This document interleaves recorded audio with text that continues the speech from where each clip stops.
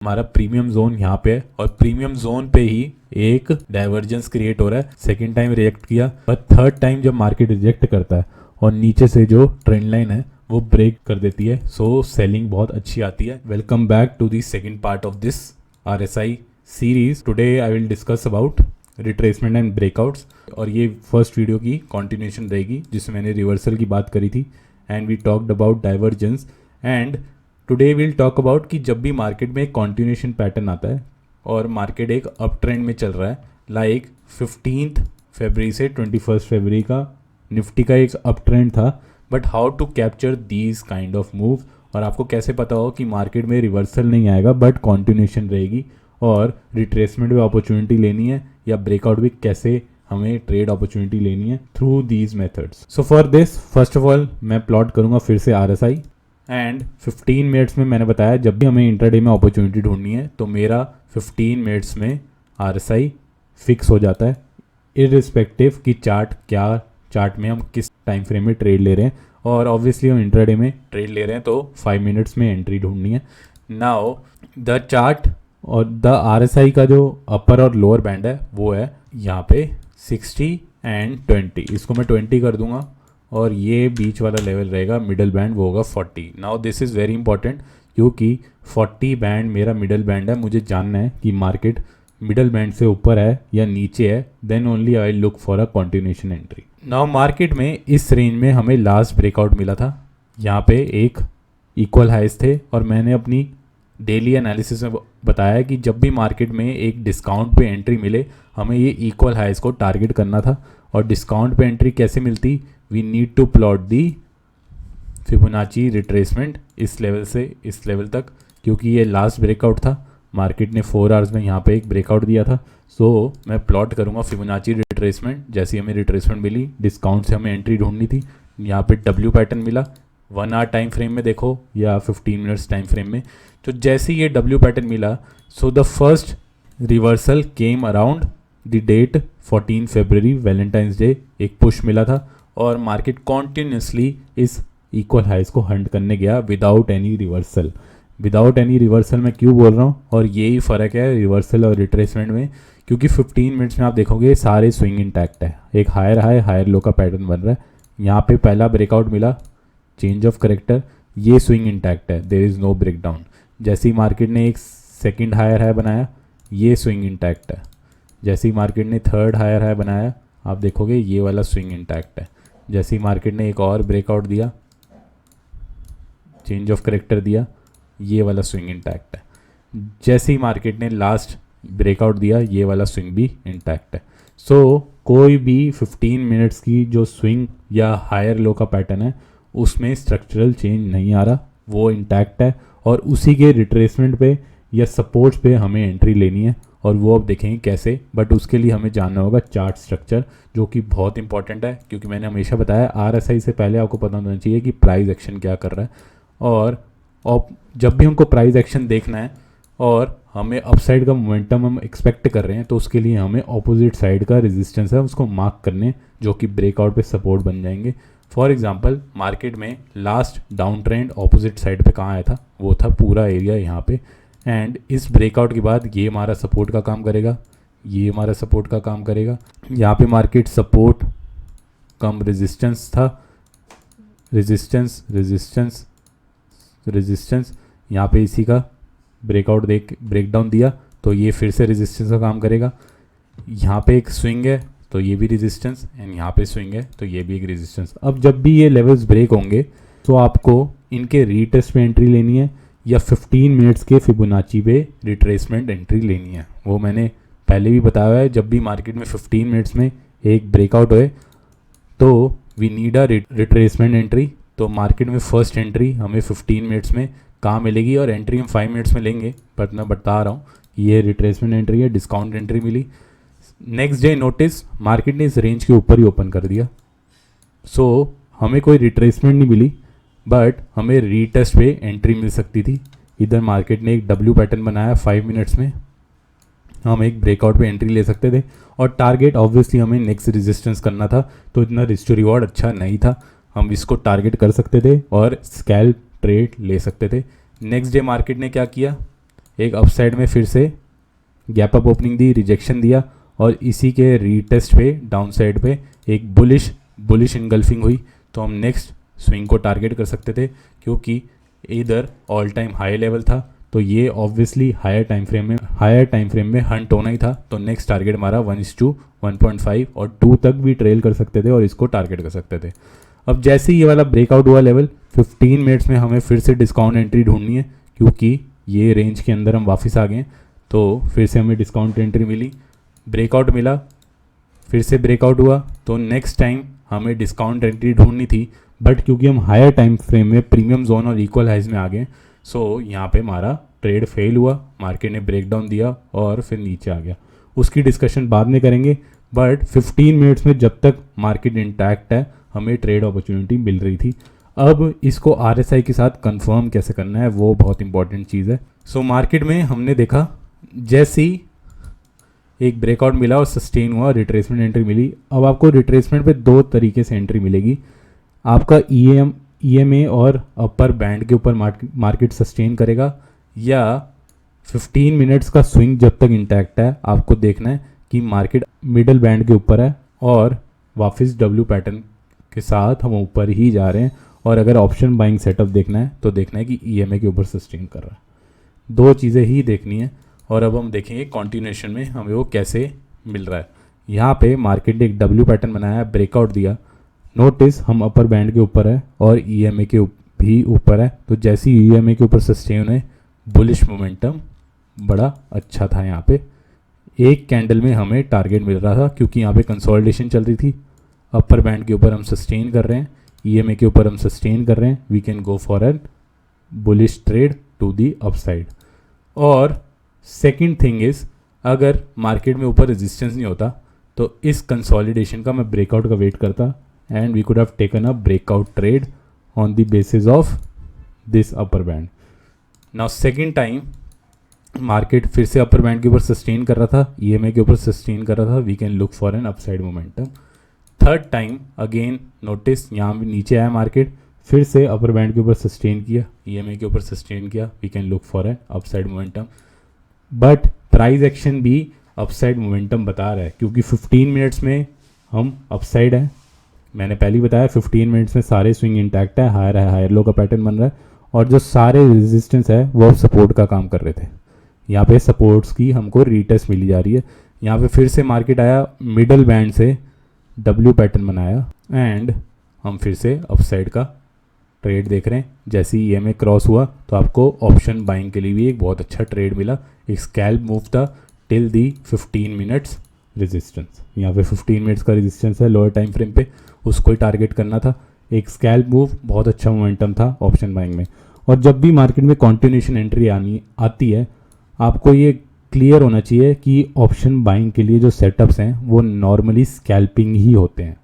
Reversals में सबसे ज़्यादा मोमेंटम होता है ऑप्शन बायर्स के लिए। यह बहुत 3-4 दिन तक कंसोलिडेशन होती रही, 3 बार मार्केट रिजेक्ट कर गया। फॉर एग्जांपल यहाँ पे 1 टाइम,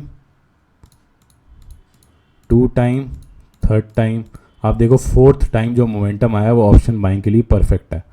तभी कहते हैं लोग कि ब्रेकआउट पे ट्रेड करना चाहिए या रिवर्सल्स पे ट्रेड करना चाहिए, और यही 2 ऑप्शन बाइंग के सबसे अच्छे सेटअप्स हैं। आपको 3 टाइम देखना है, 3 या 4 टाइम मार्केट इस रेजिस्टेंस पे बार बार आ रहा है तो मतलब 4th टाइम वो वैसी वीक हो चुका है तो वो ब्रेक करेगा। प्लस आपका RSI दिखा रहा है EMA के ऊपर है, मिडल बैंड के ऊपर है, सो आपको ब्रेकआउट एंट्री बहुत अच्छी मिलेगी and you can go for a long trade option buying के लिए। अदरवाइज कॉन्टिन्यूएशंस में इस मार्केट में आपको सिर्फ रिट्रेसमेंट ट्रेड ही मिलेगा और ऑप्शन बाइंग के लिए बहुत कम ट्रेड्स मिलते हैं। नॉर्मली इस रेंज में लोग स्प्रेड्स पे काम करना पसंद करते हैं या फ्यूचर्स में, और यही मैं बताना चाहता था कि ऑप्शन बाइंग कब अवॉइड करनी चाहिए। इधर मार्केट आपके ट्रेंड के साथ चल रहा है फिर भी आपको ऑप्शन बाइंग के लिए इतने अच्छे ट्रेड नहीं मिलेंगे क्योंकि अपर बैंड में क्या होता है, डाइवर्जेंसेस क्रिएट होने लग जाते हैं। इसका मतलब जो पहले हर रेजिस्टेंस जो है वो एक तरीके से सेलर्स का एरिया है, तो सेलर्स अपने आप को अपनी पोजीशंस को बचाने की कोशिश करते हैं। तो यहाँ पे ना हमेशा टसल चलती है, यहाँ पे हमेशा टसल चलती है, कंसोलिडेशन होती रहेगी, ब्रेकआउट उस दिन मिलेगा नहीं मिलेगा पता नहीं।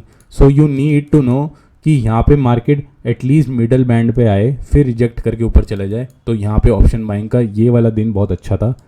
यहाँ पे अपर बैंड पे मार्केट ऊपर जा जरूर रहा है पर ऑप्शन बाइंग के लिए इतने अच्छे ट्रेड नहीं दे रहा। तो ये फ्यूचर्स के ट्रेड होते हैं। यहाँ पे ये जो अपर बैंड है यहाँ पे फ्यूचर्स ट्रेडिंग ज़्यादा अच्छी होती है। डायरेक्शन आपको पता होगी, फिर भी ऑप्शन बाइंग में इतने अच्छे ट्रेड नहीं मिलेंगे क्योंकि हर रेजिस्टेंस जो है वहाँ पे सेलर्स एक्टिव होते हैं कि रेंज जब ब्रेक होता है तो हमें ट्रेड मिलता है, तो वो रेजिस्टेंस का काम करता है सारा। ये सारे एरियाज रेजिस्टेंस के काम करेंगे। जब ये ब्रेक होगा तब आपको कोई एंट्री मिलेगी। यही डिफरेंस है रिट्रेसमेंट और ब्रेकआउट में, इसलिए जो दो सेटअप्स थे वो एक ही पार्ट में कवर हो जाएंगे आज। जब भी मार्केट अपर बैंड में, wait for a consolidation breakout. यहाँ पे कंसोलिडेशन का ब्रेकआउट हुआ, पैटर्न ब्रेकआउट हुआ, यहाँ पे पैटर्न ब्रेकआउट हुआ, यहाँ पे पैटर्न ब्रेकआउट हुआ भी हमें कोई ट्रेड नहीं मिला क्योंकि यहाँ पे कंसोलिडेशन नेक्स्ट डे ब्रेकआउट हुआ, नेक्स्ट डे एंट्री मिल गई। जैसी मार्केट थोड़ा भी अपर बैंड के नीचे गया और फिर वापस रिवर्स करके ऊपर आ गया, यहाँ पे मिडिल बैंड से वापस आया नीचे, तो ऑप्शन बाइंग के लिए आपको रिट्रेसमेंट पे ट्रेड अपॉर्चुनिटी अच्छी मिलेगी क्योंकि मार्केट ने एक रिलीफ ले लिया, फिर मार्केट अपसाइड के लिए ऊपर जा रहा है, तो मार्केट रेडी है या बायर्स रेडी हैं फिर से लड़ने के लिए सेलर्स से। तो मिडिल बैंड से जब भी बाउंस आएगा ऑप्शन बाइंग के लिए रेडी रहना, एक मोमेंटम मिलेगा और मोस्टली तब मिलेगा जब ईएमए भी क्रॉस हो जाए। सो ऑप्शन बाइंग के लिए एक सेटअप अच्छा बन जाता है। नाउ आप नोटिस करोगे हायर टाइम फ्रेम पे हम एक प्रीमियम जोन पे आ गए। क्यों? क्योंकि इस डे पे हमने एक इक्वल हाइस को जो डेली टाइम फ्रेम है उसमें हमने क्रॉस कर दिया था। यहाँ पे डेली टाइम फ्रेम पे इक्वल हाइस थे वो हम क्रॉस कर चुके हैं। और जब भी मार्केट प्रीमियम जोन पे आता है you need a very good consolidation, और आपको देखना है कि ईदर साइड में मूव आएगा।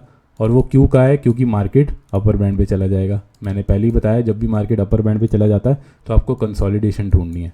सो मार्केट अपर बैंड पे चला गया, यहाँ पे आप देखोगे अपर बैंड पे। अब अपर बैंड पे आपने देखना है कि जो डाइवर्जेंस है वो हमको रिवर्सल की अपॉर्चुनिटी दे रहा है जो मैंने प्रीवियस वीडियो बनाई, या कंसोलिडेशन के बाद कॉन्टिन्यूशन अप साइड का मोमेंटम मिल रहा है। तो यहाँ पे कंसोलिडेशन हुई, डाइवर्जेंस है तो हमको डाउन साइड का ट्रेड मिला और कितना अच्छा ट्रेड मिला। यहाँ पे जो ट्रेड करते हैं वो रिवर्सल एंट्री है, बहुत अच्छी एंट्री है क्योंकि वंस एक साइड का जो रिट्रेसमेंट होता है वो दूसरी साइड का रिवर्सल होता है हमेशा। यहाँ पे मार्केट रिट्रेस कर रहा है, अगर मैं प्लॉट करूँ फिबोनाची तो मार्केट में 0.5 से हमें फिर अप साइड का मोमेंटम मिला। हम इसको टारगेट कर सकते थे बट ये फ्यूचर्स में टारगेट कर सकते थे क्योंकि ये ऑप्शन बाइंग के लिए ट्रेड नहीं था, क्योंकि मार्केट को इवेंचुअली नीचे आना था, सेलर्स एक्टिव थे यहाँ पे। तो रिवर्सल एंट्री मिली जैसी डाइवर्जेंस हुआ। तो एक ही वीडियो में बता रहा हूँ दोनों कि रिट्रेसमेंट कैसे काम कर रहा है और रिवर्सल कैसे काम कर रहा है। इस कंसोलिडेशन का हमें कोई ब्रेकआउट मिल जाता और रीटेस्ट मिल जाता तो हम अपसाइड में ट्रेड ले लेते, बट जब भी मार्केट अपर बैंड पे है और उस 60 के ऊपर चल रहा है तो आपको कंसोलिडेशन एंट्री ज़्यादा अच्छी मिलेगी ईदर साइड पे। यहाँ पे कंसोलिडेशन ब्रेकडाउन हो गया तो रिवर्सल मिल गया, कंसोलिडेशन या ब्रेकआउट हुआ तो कॉन्टिन्यूशन एंट्री मिली। ये निफ्टी का चार्ट है, आपको सेम एग्जांपल्स बैंक निफ्टी में देखने हैं क्योंकि मैं एक ही इंडेक्स में आपको मास्टरी करा सकता हूँ और एग्जांपल्स दे सकता हूँ। एक लिमिटिंग फैक्टर है ऑब्वियसली वीडियो का। सो हम देखते हैं और एग्जांपल्स, और ये डाउन साइड पे काम करता है कि नहीं वो भी देखेंगे। नाउ यहाँ पे मार्केट प्रीमियम जोन से हमें रिजेक्शन दे रहा है और ऊपर से रिवर्सल हो गया है। सो जब भी मार्केट में रिवर्सल हो चुका है आपको पता चल गया अब 15 मिनट्स आपके साथ नहीं है। 15 मिनट्स का जो हायर लो था वो अब ब्रेक हो चुका है। तो आपको हायर टाइम फ्रेम का स्ट्रक्चर देखना है, और हायर टाइम फ्रेम का स्ट्रक्चर का कह रहा है कि हम अभी भी अपसाइड पे हैं बट 15 मिनट्स हमारे साथ नहीं है, तो हमको डाउन साइड में फिर से रिवर्सल एंट्री मिलेगी फर्स्ट टाइम, क्योंकि 15 मिनट्स साथ में नहीं है। जब तक 15 मिनट साथ में नहीं है तो रिवर्सल एंट्री मिलती है अगर हमने अपसाइड का ट्रेड ढूंढना है। और यहाँ पे 15 मिनट्स का जो ब्रेकआउट आया था वो यहाँ पे आया था, तो डाउन साइड में हमें रिवर्सल एंट्री ढूंढनी थी। रिवर्सल एंट्री पे हमने क्या देखना था? कोई डाइवर्जेंस है। रिवर्सल एंट्री पे हमें डाइवर्जेंस मिला और ईएमए को जैसे ही हमने क्रॉस किया एक ब्रेकआउट भी मिल गया। तो हायर टाइम फ्रेम के अकॉर्डिंग हमने रिवर्सल भी देख लिया और अपसाइड का मोमेंटम भी मिल गया। सेम डे पे, सेम 2 दिन पे हमने इतने अच्छे मूव्स मिले, पहले डाउन साइड पे रिवर्सल फिर अप साइड पे रिवर्सल। और अब जब तक 15 मिनट्स इंटैक्ट होगा हमें फिर से रिट्रेसमेंट एंट्री ढूंढनी है। यहाँ पे चेंज ऑफ करेक्टर हुआ, 15 मिनट्स में हमें एक रिट्रेसमेंट एंट्री ढूंढनी थी। अब रिट्रेसमेंट एंट्री के लिए आपको देखना है कि मार्केट मिडल बैंड के ऊपर आ गया कि नहीं। मिडल बैंड के ऊपर आया, यहाँ पे 40 के ऊपर ही सस्टेन कर रहा है, EMA को भी धीरे धीरे क्रॉस कर रहा है, बट क्योंकि ऑपोजिट साइड पे भी हमारे पास एक रिजेक्शन दी कंसोलिडेशन के बाद, तो 15 मिनट्स में अभी भी रिजेक्शन मिल रहा है। नीचे से रिट्रेसमेंट, ऊपर से भी रिट्रेसमेंट, एक कंसोलिडेशन का ब्रेकडाउन दिया, तो ये पूरा एरिया जो है रिजेक्शन का काम करेगा क्योंकि यहाँ पे सपोर्ट कम रेजिस्टेंस है। सो मार्केट स्लोली ऊपर गया और रिट्रेसमेंट के साथ हम अपसाइड मोमेंटम देख रहे हैं। अब इधर ऑप्शन बाइंग सेटअप कैसे कब मिलेगा, जब हमें कोई EMA के ऊपर कोई पोजीशन मिले या EMA क्रॉस करे। जैसे EMA क्रॉस करा एक स्कैल्प मूव मिला यहाँ पे, जैसे EMA क्रॉस करा स्कैल्प मूव मिला अपसाइड पे, तो ये EMA क्रॉस करा स्कैल्प मूव मिला अपसाइड पे। तो यहाँ पे ऑप्शन बाइंग कैच हो सकता था, पर आपको टारगेट पता होना चाहिए कहाँ पर करना है। टारगेट कंसोलिडेशन के बाद ब्रेकडाउन हुआ तो यही टारगेट बनेगा। एंड रिट्रेसमेंट पे ऑब्वियसली आप फ्यूचर में पूरा दिन ये कैप्चर कर सकते थे, बट ऑब्वियसली ऑप्शंस का जो प्रीमियम होता है वो फ्यूचर्स पे डिपेंड करता है। तो जितनी वोलेटिलिटी आपको ऑप्शन से मिलती है उतनी फ्यूचर्स में मिलती है। बस फ़र्क क्या होता है, ऑप्शन में आपका एसेलेट हो जाएगा, बट फ्यूचर्स में आपका स्विंग इंटैक्ट रहेगा, तो आप पूरा मूव कैप्चर कर सकते हो, पर आपको पेशेंस बहुत रखना है फ्यूचर्स में भी। तो इसलिए लोग ऐसे एरियाज़ में या कैसे भी मार्केट में हमेशा ऑप्शन सेलिंग करना चाहते हैं विद हेजिंग स्ट्रैटेजी, क्योंकि उनको पता है उनका डेली रिस्क क्या है, वो उसी को एसएल बना के पूरा दिन प्रीमियम खाते हैं और बहुत अच्छा स्टेबल इनकम पूरी वीक में या पूरी मंथ में कैप्चर करने की कोशिश करते हैं। सो ये रिट्रेसमेंट और ब्रेकआउट्स की मैंने बताया कैसे वर्क करता है, कब कॉन्टिन्यूशन एंट्री ढूंढनी है, कब रिवर्सल ढूंढना है, कब हमें ब्रेकआउट ढूंढने हैं, कब ऑप्शन बाइंग करनी है। तो ये second part of the video थी। So if you like this video, like से सब्सक्राइब, और मैं कुछ और सीरीज़ लाऊंगा अदर इंडिकेटर्स पे, कब वो हेल्प करते हैं। But always remember price action is the main thing, उसके बिना आपको कोई भी इंडिकेटर कभी हेल्प नहीं करेगा क्योंकि सब लैगिंग होते हैं। प्राइस एक्शन में जो चीज़ पहले दिखेगी इंडिकेटर्स वो हेल्प करेगा कंफर्म करने के लिए, बट पहले नहीं बताएगा। So this was the video of RSI। 2 part में ये सीरीज़ थी, छोटी वीडियोस थी, बट और मोस्टली मैंने जो ट्रेड्स बताए हैं वो निफ्टी बताए हैं, आपको बैंक निफ्टी में खुद देखने हैं वो। सो if you like the analysis, like share subscribe. Thank you for watching the video. और कुछ और सीरीज़ पे या कुछ और इंडिकेटर्स पे और प्राइस एक्शन पे आपको कैसे ट्रेड करना है उस पर आप कमेंट कर सकते हो कि आप कैसी वीडियोज़ देखना चाहते हो। सो like, share and please comment on the video.